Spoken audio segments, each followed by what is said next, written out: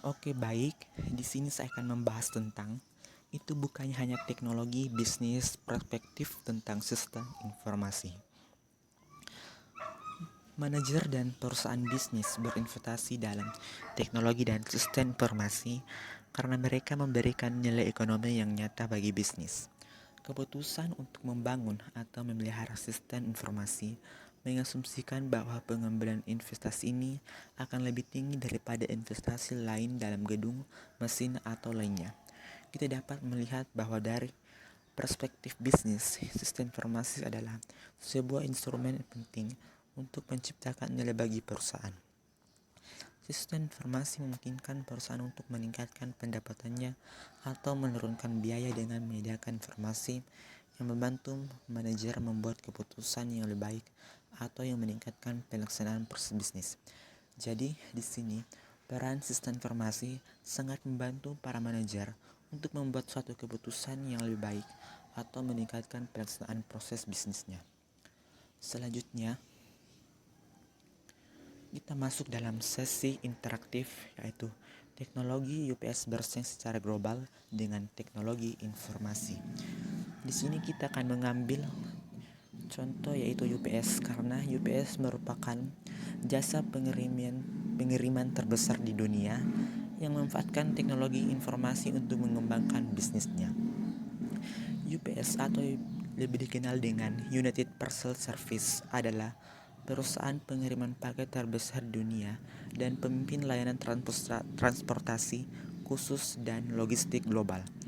Perusahaan ini berdiri pada tahun 1907 karena adanya desakan besar dari kebutuhan pasar Amerika akan adanya jasa pengiriman. UPS terbukti mampu menjadi pemimpin di sektor layanan pengiriman barang berukuran kecil meskipun berkompetisi secara ketat melawan FedEx dan Airborne Express dengan cara berinvestasi dalam jumlah besar di bidang teknologi informasi terkini.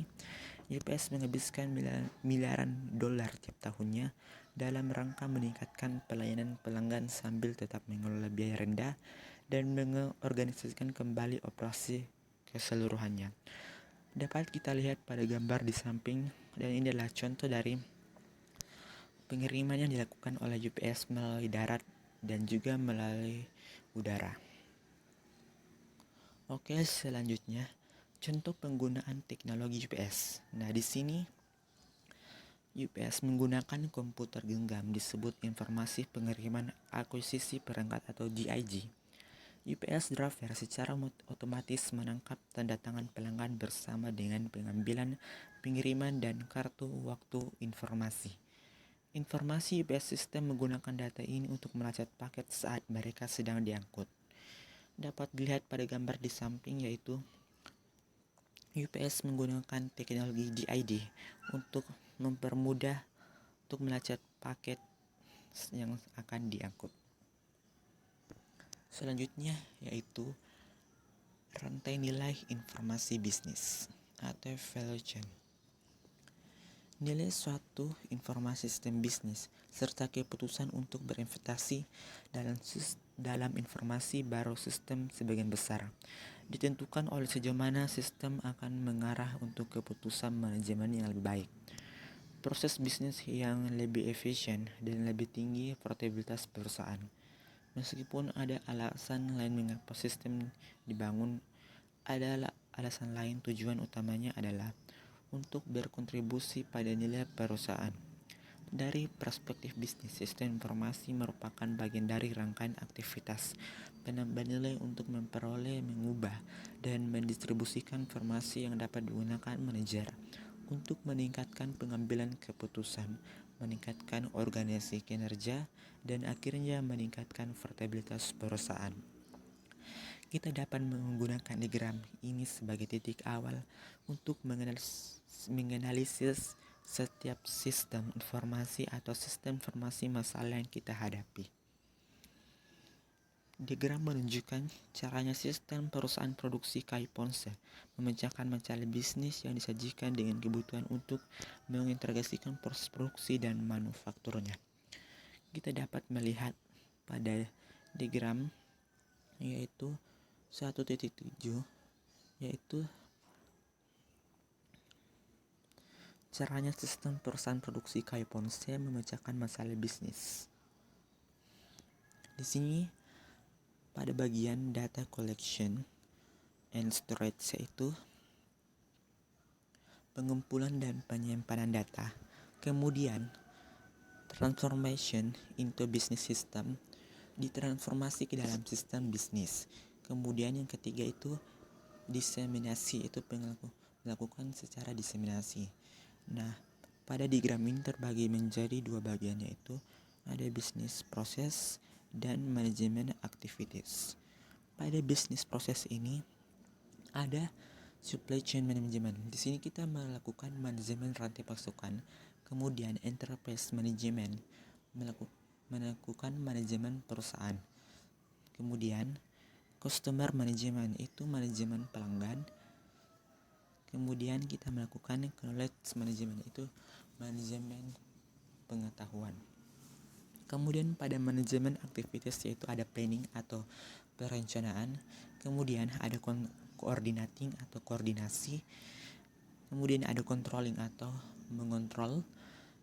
Yang keempat yaitu ada modeling and decision making, yaitu pemodelan dan pengambilan keputusan. Dari kedua bagian ini, bisnis proses dan manajemen aktivitas ini, langkah yang akhir kita tempuh yaitu adalah profitabilitas perusahaan dan posisi strategis.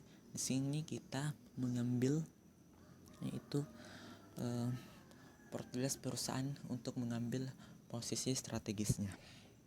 Dari diagram ini kita dapat mengetahui bahwa dari perspektif bisnis, sistem informasi merupakan bagian dari rangkaian aktivitas penambah nilai untuk memperoleh, mengubah, dan mendistribusikan informasi yang dapat digunakan manajer untuk meningkatkan pengambilan keputusan, meningkatkan organisasi, kinerja, dan akhirnya meningkatkan profitabilitas perusahaan.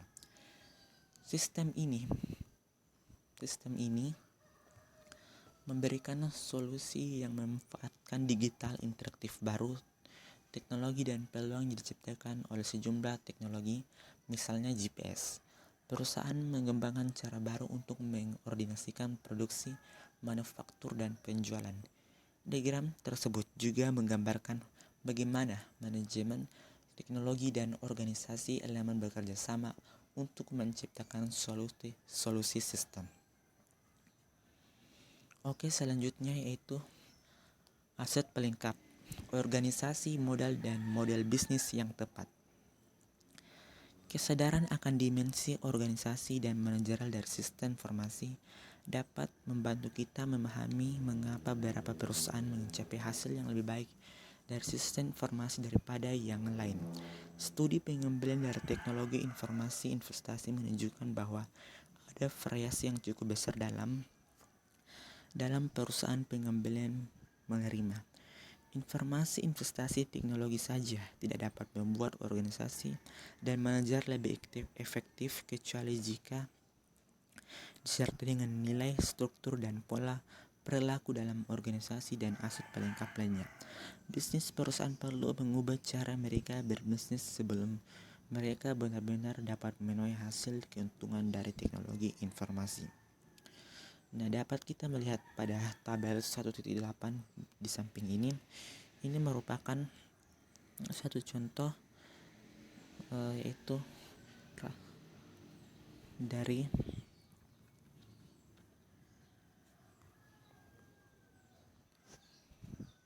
perusahaan yang melakukan bisnis. Nah, di sini kita dapat melihat terbagi menjadi 4 kuadran, yaitu ada kuadran yang pertama, kedua, ketiga, dan keempat. Beberapa perusahaan berinvestasi banyak dan menerima banyak. Itu terjadi pada kuadran 2. Yang lain menginvestasikan jumlah yang sama dan menerima sedikit pengambilan. Terjadi pada kuadran 4. Perusahaan lain berinvestasi sedikit dan menerima banyak. Terjadi pada kuadran 1. Sedangkan perusahaan lain berinvestasi sedikit dan menerima sedikit, terjadi pada kuadran 3. Ini menunjukkan bahwa berinvestasi dalam informasi teknologi tidak dengan sendirinya menjamin keuntungannya baik.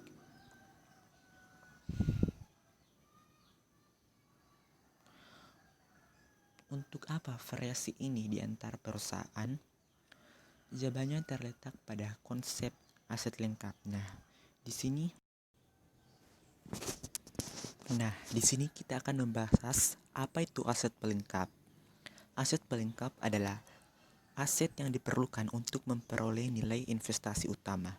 Misalnya, untuk merealisasikan nilai dari mobil, membutuhkan investasi pelengkap yang substansial di jalan, pompa bensin, fasilitas perbaikan, dan struktur peraturan hukum yang harus ditetapkan standar dan travel control. Riset menunjukkan bahwa perusahaan yang mendukung investasi teknologinya dengan investasi dalam aset pelengkap seperti model bisnis baru, perilaku manajemen, budaya organisasi, atau pelatihan menerima pengembalian yang superior, sedangkan perusahaan-perusahaan tersebut gagal untuk membuat investasi ini pelengkap menerima pengembalian yang kurang atau tidak sama sekali atas informasi mereka investasi teknologi. Dikemukakan dalam buku Brian Johnson tahun 2003.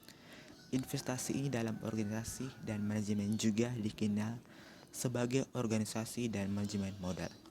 Oke, sampai situ saja. Nanti akan dilanjutkan pada bagian selanjutnya.